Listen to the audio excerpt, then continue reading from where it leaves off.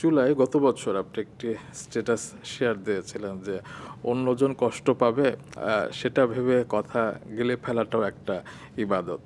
সূরা আল ইমরানের একটি আয়াত এবং সেটি আপনি শেয়ার দিয়ে লিখেছিলেন এই জিনিসটা অনেকে মেনটেন করা উচিত কিংবা অনেকে মেনটেন করতে পারে না। তো আপনি কি বলেন? আমি এর সাথে সম্পূর্ণ একমত।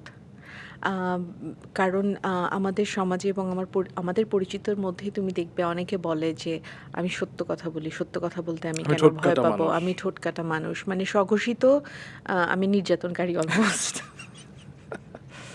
আমার এবং সেটার ইউজ করে অন্যকে কষ্ট দিয়ে হ্যাঁ, ফেলা। এটা এটা আমার মনে হয় এটা ঠিক না। আপনার যদি মনে হয় যে সামনের জন যেটা করছে আহ, হয়তো ওই মানুষটা যা করছে সেটা সে জানে না অথবা জেনেও করছে অ্যারোগেন্টলি, আপনি ওনাকে আলাদা করে ডেকে এটা সুন্দর করে বুঝিয়ে বলতে পারেন, অথবা ওনার যে কাছের লোক, ওনার হাজব্যান্ড হোক, ওনার মা হোক, ওনার বন্ধু হোক, তাকে দিয়ে বলতে পারেন। একটা গন্তব্যে তো আসলে অনেকগুলো রাস্তা দিয়ে পৌঁছানো যায়।